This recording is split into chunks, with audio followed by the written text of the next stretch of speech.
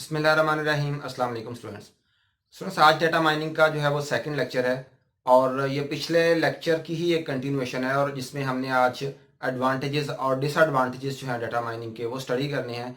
पिछले लेक्चर में हमने स्टडी किया था कि डेटा माइनिंग क्या होती है और ये किस तरह से डाटा को एक्सट्रैक्ट करती है। तो आज के लेक्चर में स्टूडेंट्स हम जो है वो इसके एडवांटेजेस और डिसएडवांटेजेस के बारे में बात करेंगे। एडवांटेजेस क्या होंगे? एडवांटेजेस जो हैं वो बेसिकली कि किस किस तरह से हम डाटा माइनिंग को यूटिलाइज करते हैं। जो हमारा डे टू डे प्रॉब्लम्स हैं, जो हमारी जो ह्यूमन की डे टू डे जो एक्टिविटीज चल रही हैं, वहाँ पे डाटा माइनिंग किस तरह से हमारी एक्टिविटीज को जो है वो इन्फ्लुएंस कर रही है। डाटा माइनिंग स्टूडेंट्स जो है ये बेसिकली रिसर्चर्स जो है वो डाटा माइनिंग को इस्तेमाल करते हैं, डिफरेंट एल्गोरिदम्स इस्तेमाल करते हैं, डिफरेंट सॉफ्टवेयर जो एप्लीकेशंस बनाई हुई हैं वो इस्तेमाल करते हैं, जो कि हमें एक कंक्लूजन जो है वो ड्राइव करके बता देती है। बेसिकली एल्गोरिदम्स होते हैं डाटा माइनिंग के। जिस तरह से हमने डेटाबेस में देखा है कि डेटाबेस में हमारे पास क्यूरीज हैं, डेटाबेस का इंजन है, हम क्यूरी देते हैं, उसे सेलेक्ट की, अपडेट की, इंसर्ट की, डिलीट की, जो भी क्यूरी दे वो हमें फौरन रिस्पॉन्ड करता है। तो यहाँ पे क्यूरीज से थोड़ी सी ये अगली बात है, यानी कि क्यूरीज जो है वो पिछला कंसेप्ट रह जाता है, थोड़ा सा पुराना कंसेप्ट है। लेकिन ये जो हमारा डाटा माइनिंग का कॉन्सेप्ट है, ये मैंने आपको पिछले लेक्चर में भी बताया था कि डेटाबेस में से भी डाटा को एक्सट्रैक्ट कर सकते हैं। डिफरेंट सोर्सेज हैं हमारे पास, डाटा वेयर हाउस है हमारे पास, वेब है हमारे पास, डिफरेंट जो है वो आईओटी के सेंसर्स हैं या कुछ भी और हो सकता है जहां से हम डाटा को एक्सट्रैक्ट करें। लेकिन एक्सट्रैक्ट करने के बाद हम उस पर एल्गोरिदम्स अप्लाई करते हैं। डेटाबेस में हमने देखा कि हम ऐसा कोई एल्गोरिदम अप्लाई नहीं करते, वहां पे हम सिंपली ट्रांजैक्ट एसक्यूएल जो है वो इस्तेमाल कर लेते हैं। अगर हम उसके ऊपर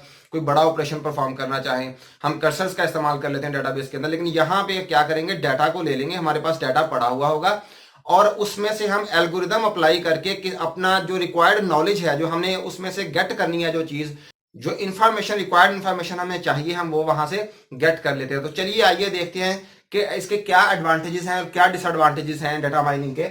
data mining utilizes different software to find patterns in large data। तो पैटर्न्स की बात हमने पिछले लेक्चर में भी की थी कि पैटर्न्स क्या होते हैं। ये बेसिकली हम डाटाबेस में से या किसी भी डाटा वेयर हाउस में से डाटा को एक्सट्रैक्ट करते हैं। जब हम डाटा को एक्सट्रैक्ट करते हैं, जो हमें रिक्वायर्ड नॉलेज होता है, जो हमें चाहिए होता है, जब हम उसे गेट करते हैं तो हमारे सामने ऑटोमेटिकली ही पैटर्न जो है वो बन के आ जाता है, जिस तरह से हमने पिछले लेक्चर में देखा था। तो organisations can learn more about their customers to develop more efficient business strategies, boost sales and reduce cost. तो बेसिकली अगर हम देखें तो डाटा माइनिंग जो है ये सबसे ज्यादा यूटिलाइज कहां पे होती है? ये बिजनेस को बूस्ट करने के लिए इस्तेमाल होती है। डिफरेंट बिजनेस कंपनीज जो है वो एक खतीर अमाउंट जो है, एक बड़ी अमाउंट जो है वो खर्च करती है किस पे? डाटा माइनिंग पे, ताकि उससे डिफरेंट पैटर्न्स मिल सकें, अपने कस्टमर्स का बिहेवियर पता चल सके, अपनी प्रोडक्ट्स का बिहेवियर पता चल सके कि कौन सी प्रोडक्ट हमारी कामयाब जा रही है, कौन सी जो है नाकाम जा रही है, उसकी वजह क्या है। और डिफरेंट एरियाज को वो डिफाइन करते हैं कि किस एरिया में कौन सी प्रोडक्ट जो है वो हमारी कामयाब जा रही है और कौन सी जो है वो नाकाम हो रही है। तो ये बेसिकली डाटा माइनिंग जो है ये बिजनेस को अपग्रेड करने के लिए, बिजनेसेस को बूस्ट करने के लिए और मैन्युफैक्चरिंग की कॉस्ट को रिड्यूस करने के लिए जो है वो ये डाटा माइनिंग जो है इस्तेमाल हो रही है। इसके अलावा data mining method is used to develop machine learning models. तो जिस तरह से हमने पहले देखा था कि डाटा माइनिंग जो है ये इटसेल्फ कोई एक सब्जेक्ट नहीं है, ये बेसिकली कोई 5 से 6 सब्जेक्ट्स जो हैं ये मिलके क्या बनाते हैं, ये डाटा माइनिंग का जो है वो सब्जेक्ट बनाते हैं। जिसमें हमने देखा हमारे पास आर्टिफिशियल इंटेलिजेंस है, हमारे पास स्टैटिस्टिक्स है, हमारे पास डेटाबेस मैनेजमेंट सिस्टम है, हमारे पास इंफॉर्मेशन सिस्टम है और हमारे पास पैटर्न रिकॉग्निशन है, हमारे पास मशीन लर्निंग है, डीप लर्निंग है। ये सारे के सारे सब्जेक्ट्स हैं, जब जब ये मिलते हैं तो फिर हमारे पास जो है वो डाटा माइनिंग का एक जो है वो कॉन्सेप्ट आता है कि किस तरह से हम चीज़ों को ऑटोमेट कर सकते हैं, यानी कि खुद ब खुद वो डिसीजन लेना जो है वो शुरू कर दें। जो एक डिसीजन सपोर्ट सिस्टम होता है उसके लिए डाटा माइनिंग का होना इंतहाई ज़रूरी है। डाटा माइनिंग करेगा, वो रिक्वायर्ड नॉलेज को एक्वायर करेगा, फिर उसकी बेस पे वो डिसीजन लेगा कि अब मुझे क्या करना चाहिए। जिस तरह से फॉर एग्जांपल हमारे पास अगर पुराना बहुत ज्यादा डाटा हमारे पास पड़ा हुआ है, अगर फॉर एग्जांपल हम एक एग्रीकल्चरलिस्ट हैं, तो एग्रीकल्चर जो फार्मर होता है हमारा, फार्मर के पास अगर पिछला रिकॉर्ड दे दिया जाए, उसे तमाम की तमाम जो क्रेडेंशियल्स हैं वो दे दिए जाएं कि किस ईयर में हमने कौन सी क्रॉप किस टाइम पे काश्त की और कितना फर्टिलाइजर इस्तेमाल किया और कितना जो है वो किस तरह की जो हमारी जो लैंड थी वो किस किस्म की थी, कितनी दफा हमने उसे इरीगेट किया, अगर ये सारे का सारा रिकॉर्ड उसे दे दिया जाए तो जब वो उसमें से डाटा को एक्सट्रैक्ट करेगा तो डेफिनेटली वो निकाल लेगा कि भाई कौन सा सिनेरियो था, कौन सा ईयर था जिसमें मेरी यील्ड यानी कि मेरी पैदावार सबसे ज़्यादा आई थी, तो वो डेफिनेटली फिर डाटा माइनिंग का को इस्तेमाल करते हुए वो एक डिसीजन ले सकेगा कि भाई कौन सा मौसम बेहतरीन है, कौन सी जो मेरे पास प्रोडक्ट है वो सबसे ज़्यादा अच्छी है जो मैं काश्त करूँगा, जो सीड मेरे पास सबसे अच्छा है वो काश्त करूँ तो ज़्यादा यील्ड आएगी, और उसका सीजन क्या होना चाहिए, कितनी फर्टिलाइजर जो है वो डालनी चाहिए। तो ये सारी की सारी चीज़ें तभी हम एक्सट्रैक्ट कर सकते हैं। तो चलिए आइए सबसे पहले एडवांटेजेस की बात करते हैं। मार्केटिंग रिटेल, तो मार्केटिंग रिटेल में स्टूडेंट्स हम देखते हैं कि भाई कौन सा कस्टमर जो है वो किस तरह से अट्रैक्ट होता है। फॉर एग्जाम्पल एक कस्टमर जो है उसे हम जब डायरेक्ट अगर फॉर एग्जाम्पल मेल करें तो तब वो जो है वो आपकी प्रोडक्ट की तरफ जो है वो आएगा, उसे परचेज करेगा। लेकिन कुछ और कस्टमर इस तरह के भी हो सकते हैं कि जो जनरल एडवर्टाइजिंग जो है टेलीविजन पे या किसी और तरह से आप एडवर्टाइजमेंट दे देते हैं, ब्रॉडकास्ट कर देते हैं, तो वो उसे सुन के जो है वो ज्यादा अट्रैक्ट होता है आपकी प्रोडक्ट की तरफ।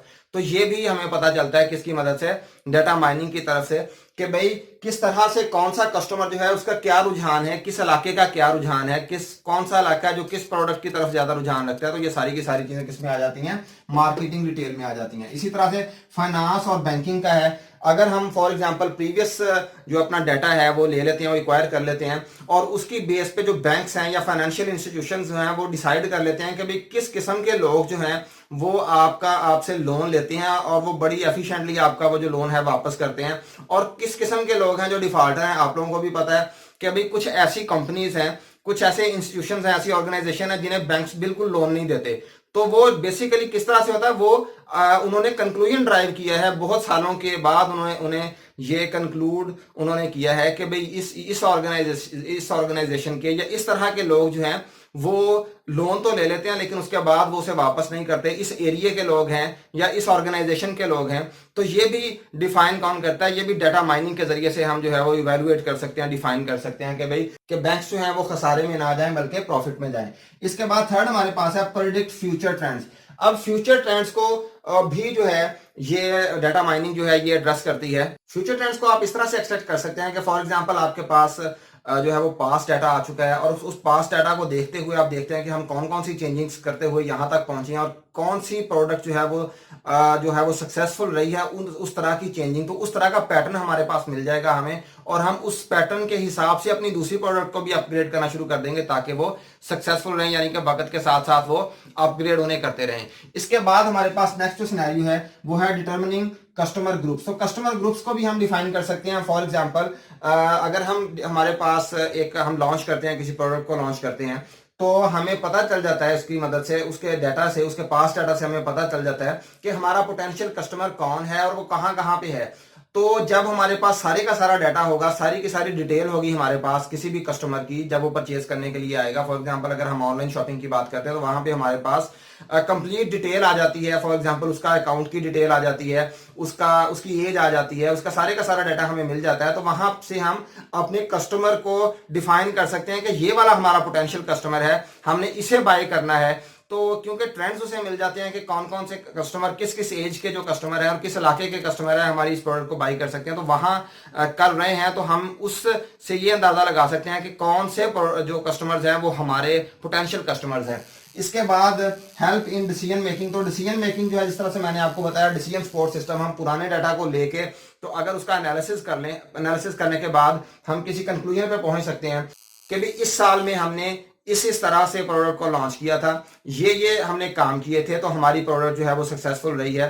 तो डेफिनेटली हम नेक्स्ट भी जो है उसी ट्रेंड को जो है वो लेके चलेंगे। इसके बाद इंक्रीज कंपनी रेवेन्यू। तो डेफिनेटली इन तमाम चीज़ों का जो हासिल है वो हमारे पास इंक्रीज कंपनी रेवेन्यू की सूरत में ही आता है कि जब ये तमाम की हमारी किसी भी ऑर्गेनाइजेशन की कोई प्रोडक्ट जब वो कामयाब होती है तो डेफिनेटली उसका रेवेन्यू भी इंक्रीज होता है। इसके अलावा हेल्थ केयर है। हेल्थ केयर में देखें, अगर फॉर एग्जाम्पल हमारे पास पेशेंट्स की हिस्ट्री आ जाती है, अगर फॉर एग्जाम्पल एक पेशेंट है, उसे एक डिजीज हुई है, उसके बाद उसे सेकंड हुई, थर्ड हुई, तो अगर हम पास्ट डाटा को निकाल लें, फॉर एग्जांपल हमारे पास एक पेशेंट आता है किसी डॉक्टर के पास, किसी हॉस्पिटल में या किसी भी जगह पे आता है, तो वहां पे जो डॉक्टर्स हैं उसकी प्रीवियस हिस्ट्री को देखते हुए, अपने पुराने डाटा को देखते हुए, जहां से उन्होंने डाटा माइनिंग करके डाटा को एक्सट्रैक्ट किया कि अगर फॉर एग्जांपल किसी पेशेंट की जो कंडीशन है वो इस तरह की है, तो पुराने वाले डाटा में से वो एक्सट्रैक्ट कर सकते हैं कि भाई वो वाला कस्टमर जिसकी इतनी ही यही सिचुएशन थी, इसी स्टेज पे उसकी जो डिजीज थी, तो फिर उसे नेक्स्ट हमने क्या जो है वो किस तरह से उसे उसकी जो डिजीज है उसे क्योर किया था और कौन सी मेडिकेशन उसकी की थी कि जिसकी मदद से वो पेशेंट जो है वो सेहतयाब हो गया था। इसके बाद फ्रेंड्स हमारे पास कुछ डिसएडवांटेजेस भी हैं डाटा माइनिंग के। बेसिकली डिसएडवांटेजेस नहीं है। डाटा माइनिंग जो है वो उसमें अभी हम स्टेट ऑफ द आर्ट जो है वो स्ट्रक्चर डेवलप नहीं कर सके। तो जैसे जैसे उसमें इंप्रूवमेंट आती जाएगी वैसे वैसे जो है वो डाटा माइनिंग हमारे लिए जो है वो बेनिफिशियल होती जाएगी। तो अभी तक कुछ लूप होल्स हैं जिन्हें हमें एड्रेस करने की जरूरत है। तो जब तक वो लूप होल्स रहेंगे तब तक उसके डिसएडवांटेजेस भी रहेंगे। तो लूप होल्स को हमें एड्रेस करने की जरूरत है। बेसिकली ये डिसएडवांटेजेस नहीं है, ये उन्हीं लूप होल्स की जो आउटकम है जो कि हमारे पास डिसएडवांटेजेस की सूरत में है। तो फर्स्ट ऑफ ऑल हमारे पास प्राइवेसी इश्यूज हैं। प्राइवेसी इश्यूज क्या हो सकते हैं? फॉर एग्जांपल हमारे कुछ कस्टमर्स हैं, उन कस्टमर्स से हम डाटा को ले लेते हैं और हम उन्हें अनएथिकल जगहों पे इस्तेमाल कर लेते हैं। तो ये एक बड़ा बहुत ही अहम प्राइवेसी इशू है जो कि अभी तक जिसे एड्रेस करने की जरूरत है, जिसे अभी तक एड्रेस नहीं किया गया। इसके बाद हमारे पास सिक्योरिटी इश्यूज हैं। सिक्योरिटी इश्यूज यही हैं कि फॉर एग्जांपल किसी बैंक का डाटा ले लेते हैं। फॉर एग्जांपल कोई कंपनी है वो अपना डाटा दे देती है, डाटा माइनिंग में उसका डाटा चला जाता है। तो डेफिनेटली उसके साथ साथ उसके कस्टमर्स का नंबर, उनके कस्टमर्स का CNIC, उनके कस्टमर्स के कॉन्टैक्ट्स भी साथ में चले जाएंगे। तो ये एक सिक्योरिटी का इशू बन सकता है किसी भी कंपनी के लिए और उसे मिस यूज भी किया जा सकता है उस डाटा को। इसके बाद हमारे पास मिस यूज ऑफ इंफॉर्मेशन है। मिस यूज ऑफ इंफॉर्मेशन जो है फॉर एग्जांपल उसे कोई भी अनएथिकली इस्तेमाल कर ले या फिर उसकी मिस इंटरप्रिटेशन कर ले। एक और इसका ये जो हमारा लास्ट पॉइंट है मिस यूज ऑफ इंफॉर्मेशन, वो ये है कि हमारे पास फॉर एग्जांपल कोई रॉन्ग कंक्लूजन निकल आता है तो फिर हम उसे किसी के खिलाफ डिस्क्रिमिनेशन के तौर पे भी उसे इस्तेमाल कर सकते हैं। तो इसे डिस्करेज करने की जरूरत है। तो स्टूडेंट्स किसी के साथ भी जो है वो डिस्क्रिमिनेशन नहीं होनी चाहिए। तो उम्मीद करता हूँ स्टूडेंट्स आपने इस लेक्चर को अच्छी तरह से सुना होगा, समझा होगा, अंडरस्टैंड कर लिया होगा। तो इंशाल्लाह ताला नेक्स्ट लेक्चर में हम किसी नए टॉपिक के साथ हाजिर होंगे। तब तक के लिए अल्लाह हाफिज।